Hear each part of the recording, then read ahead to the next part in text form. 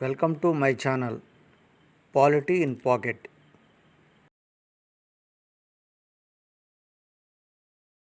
Hello everyone. Today we are going to learn 42nd Constitutional Amendment. The 42nd Constitutional Amendment was officially known as the Constitution of 42nd Amendment Act 1976. It was also regarded as most controversial constitutional amendment bill in Indian history.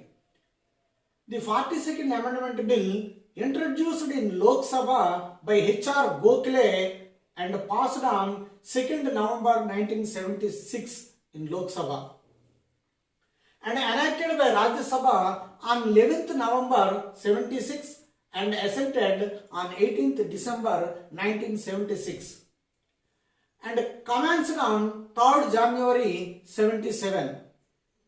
Some others were enforced from February 1st, 1977, and Section 27 came into force on April 1st, 1977.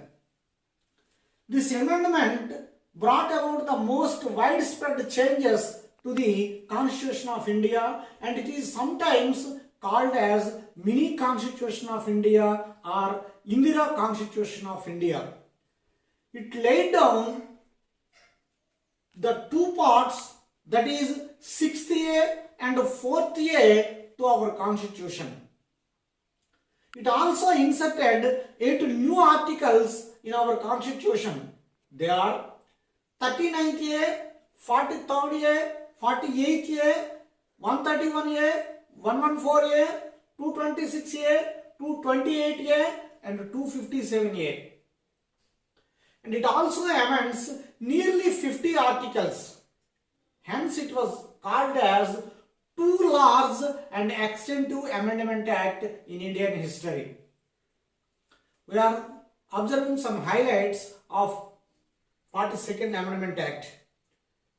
Almost all the parts of the Constitution, including the preamble, changed the description of India for Sovereign Democratic Republic to Sovereign Socialist Secular Democratic Republic, and also changed the words unity of the nation to unity and integrity of the nation.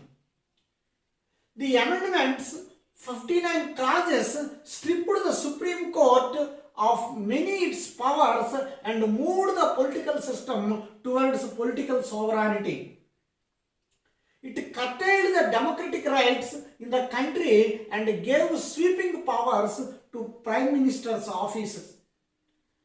It authorized the President to make emergency proclamation for any part of the nation or to whole of India. The 42nd Amendment gives the unrestrained powers from state government to central government, eroding India's federal structure. The amendment gave Parliament unrestrained powers from the state governments to central governments. It laid down the fundamental duties of Indian citizens in Part 4th A of our Constitution. It gave Parliament unrestrained powers to amend any part of the Constitution without judicial review power. It added some additional principles to directive principles of state policy and gave much more importance to directive principles of state policy rather than the fundamental rights. It provides administrative tribunals for speedy justice. These are some of the highlights. But the emergency era had been widely unpopular. The clampdown of civil liberty and widespread abuse of human rights by the policemen angered the public. The Janata Party, which had promised to restore the Constitution to the condition, it was before of the emergency won the 1977 general election. The Janata government then brought about the 43rd and 42nd Constitutional Amendment Acts in 1977 and 1978, respectively to restore the Constitution, the pre-1976 position to some extent. But, however, the Janata Party was not able to fulfill its objectives purely.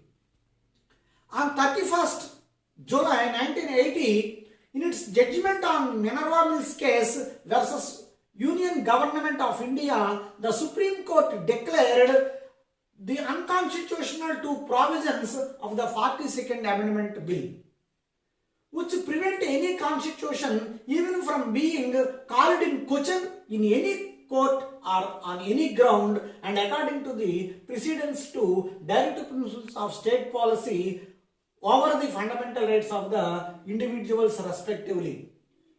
These respective amendments mostly of whole constitution, hence it is called as a mini constitution of India or the Indira Constitution of India. Thank you.